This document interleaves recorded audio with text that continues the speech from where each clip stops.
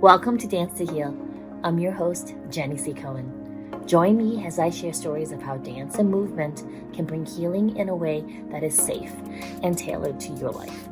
I'm a cancer survivor, mother of two, and an award-winning performer who found that movement was vital to my recovery.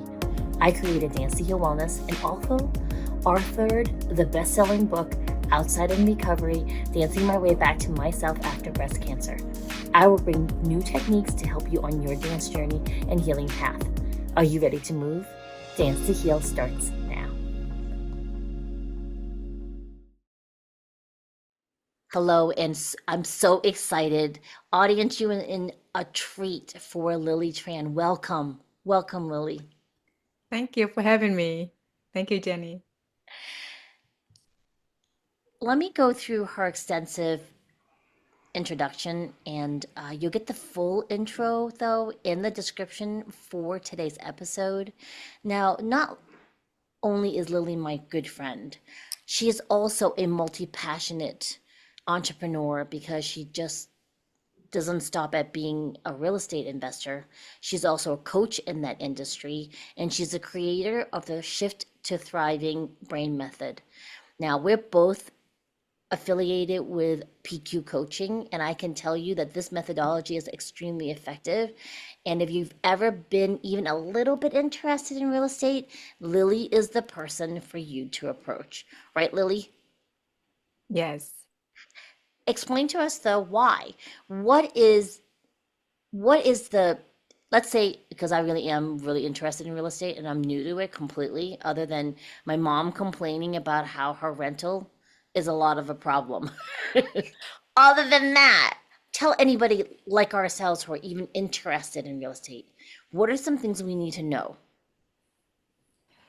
So yeah, I love real estate because while working for 9 to 5 before in a corporate world, real estate allowed me to be financial independent at 40.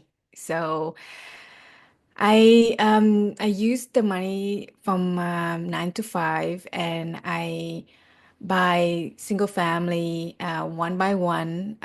First, it was one per year, and then I want to retire a little bit earlier, more financial freedom. So I went to like two or three per year. So a lot of people don't understand entering into real estate, that is a little bit scary, or because they don't understand the process or the system.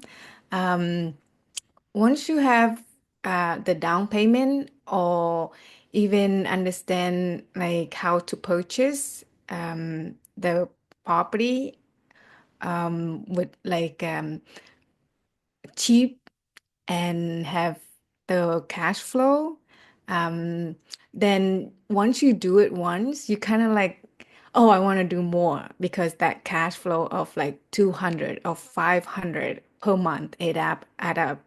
So it's like if you have six property, 6 times 500, so you have those money, like, so there's like 3,000 or something like per month. And then we have a 15 unit apartment that would also bring us cash flow. The more unit you have, sometimes it's not about the more unit you have. It's just like having the right plan and the right goal, and the right number, So find a good deal is very important. And then network with people. Before the driving brain method, I'm similar like you, like stressful every time the renter move out. Oh man, I'm gonna lose money fixing it up, and nobody gonna pay the monthly, and then now I have this huge mortgage to pay. Um, but as I go through that method, I was like, okay, let's calm our brain, that's in the survival mode, you know. So what is the solution? and we just like do like similar to what Jenny does, get out into our body, and uh, be more present, all right? And then just step by step, and then know your why. Why are you into real estate? One reason that a big why for me is because I provide houses for people, and I'm grateful for them, that they are living there, taking care of my house, paying for my mortgage as well, and then extra money for me. So that's how you can look at, like, I'm grateful for my tenant. I'm providing a service, and that's where that passion will come in. Not, oh, I want money, oh, I want this, I want, that's where the survival brain will kick in when you're like, oh, my money's gonna take away from me because the tenant's damaged this and that, right? But once you like, oh, they have take care of it and they um, did an accident, let's just fix it, provide them a good place to live, So it's like a win-win. So yeah, that's a long answer, I Oh, no, think. it's perfect. It's perfect. I love that because um I have a follow-up question, and I do really appreciate you flipping the script, right? Because landlords these days have a really bad rep. You know, if you're the person who's renting, you're the victim. Like, oh, I'm at the whim of the landlord.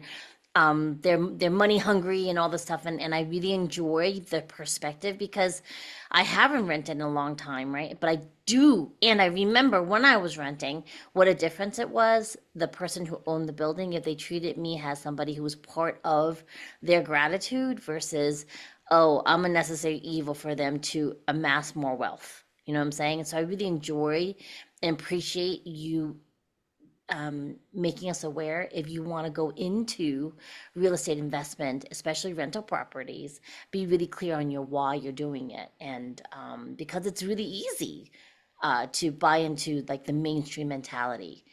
I would love, though, to be clear. You said once you have the down payment, what's an average down payment that we're talking about? So it's depend on the house. So down payment, when I started, I did house hack. That's mean like you buy a house and you live in there. Then the down payment would only be 5%. And then I rent out room to student. And so that would be, and then after a year, you allow to move to the next one, because if that house that you live in can be your residential. So residential is 5%. Um, and then if you move to another, after a year, you move to another house, then you can do the same. That's my other residential house, and then you can have a lower down payment as well. So that's how I do it at first. Three houses is uh, bought one and then stay in there for a year and then rent out the room and then go to the next one and Wow. say, this is my new residential house. So the down payment is less. For like rental, if I don't want to move anymore and I want to stay in my house, and you found a house, then the down payment would be 20 to 25. But there's a lot of creative financing that a lot of real estate investors have to understand, Mhm. like seller finance, where the owner of the house doesn't want to own it anymore, but they want to you to pay for their mortgage or something like that. That's called final seller finance. And there's a lot of different creative finance that have make win-win for the buyer and the seller. Because some people, they don't want to take care of that property, but they want that income, like you can pay them monthly, and you can get the property. So there's a lot of strategy and method. It's just that it's a lot of people afraid of losing money, which is true if you don't know what you're doing and you don't buy the right um, deal in at the beginning. So, but also that if you are in survival brain, you will never start, and your goal will never happen, and your dream will not happen, you know. But if you go to the thriving brain, where you find solution, you find information, you find resource, you find tool, you find coaches, you find people that, oh, this is my goal, and you understand my goal. I have a system, I have a process to get you there. Speaking of process, audience members, make sure you go to Lily's website. It's Lily, Lily, a middle initial of L, and then Tran, TRAN.com, because she has a plethora of resources and opportunities to work with her. I really love this little sneak peek of the ways anyone like myself can break into the real estate industry, right? Because it feels like you just told us some hidden secrets that not everyone talks about. They are always saying, "Oh, there's a way to do it," but we don't know what it is. And now you're saying, "Oh, here's an example of this, and here's an Mhm. example of this," because I didn't even know there were options like that, Lily. Mhm. So make sure you go to lilyltran.com. And then the other thing is, right, Lily, starting in 2026, you're going to be offering other things, which is why we have this tropical background in our interview. Tell my audience about this. So, I wanted to be like a rounded real estate investor. You know, I used to work 9 to 5 in corporate world for 10 years and really hardworking, and I really don't even know how to enjoy or what it is to follow my passion, what is it to follow my dream, you know. And once I reached to the point of oh, I can start my own business and go to that thriving brain that we don't use a lot. And I came up with more idea of like, oh, let's, because I do retreat once in a while with other people. So I was like, okay, I'm gonna put up a retreat for real estate investor or people who just want to get out in the world, like into Peru, you know, and into like eventually I want to do one in Vietnam or Japan, you know.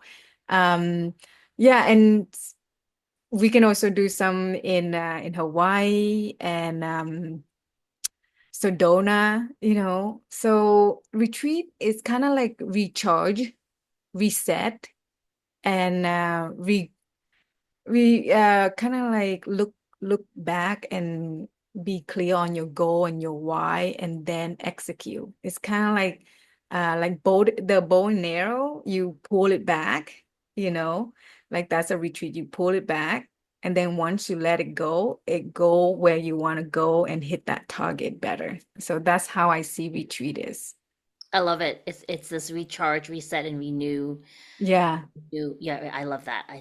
There's something to be said, folks who are listening in right now or watching the video from YouTube.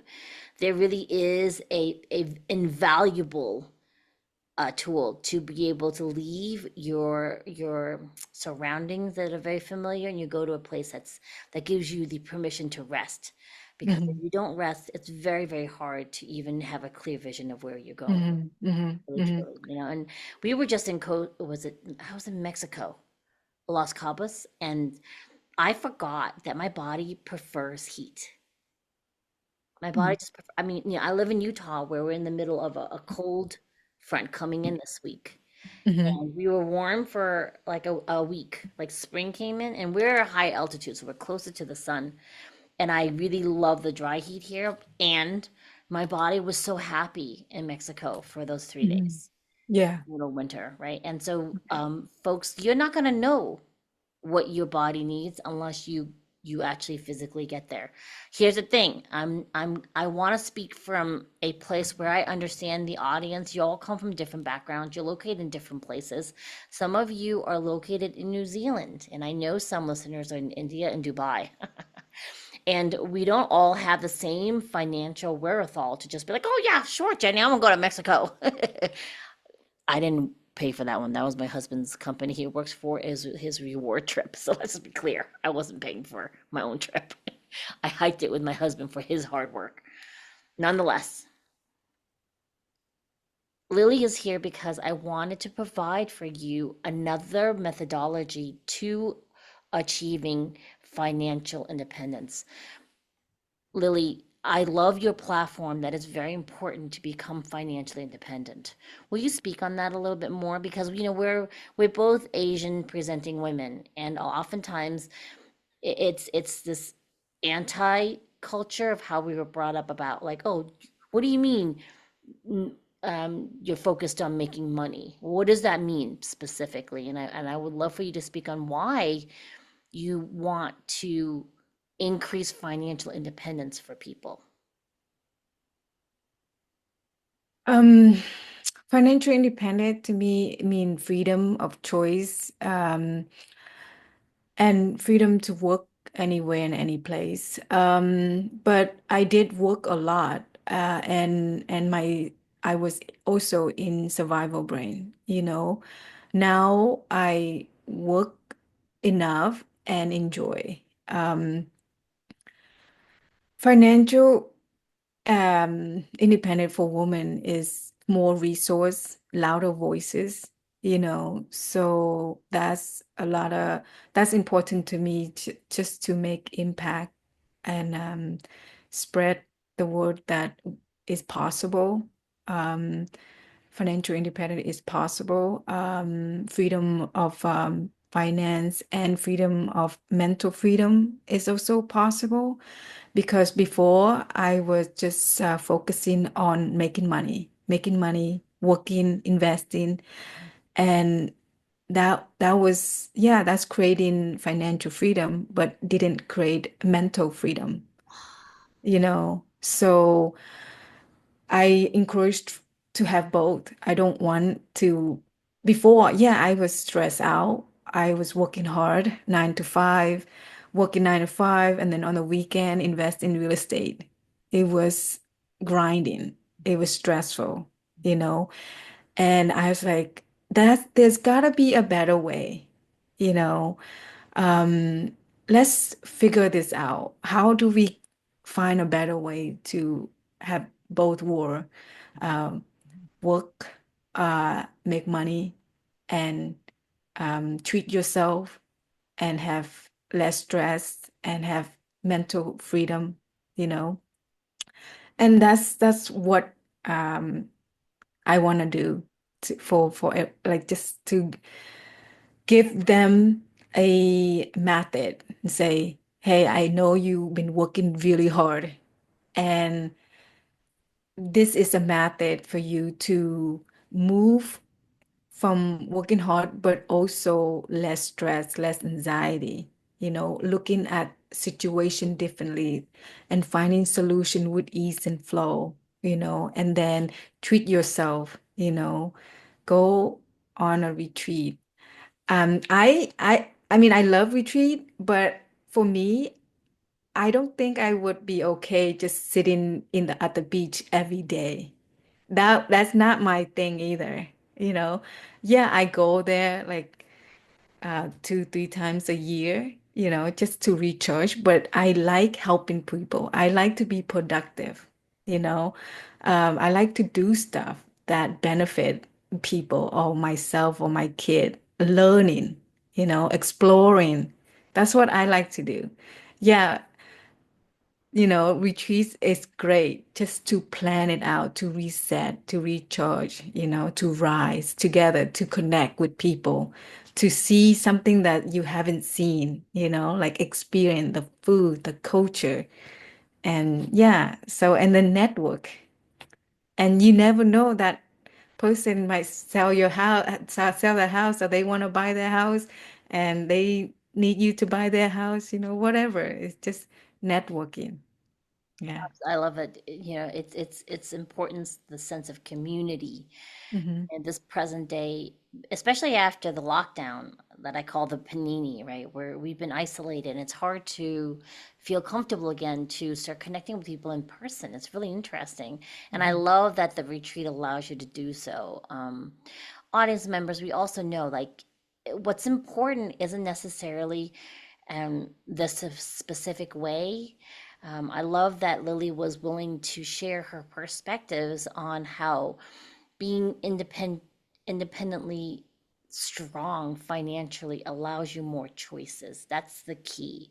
And later on this month and this coming month and also this spring, I will be bringing on other guests that will give you other ways to also find your financial independence.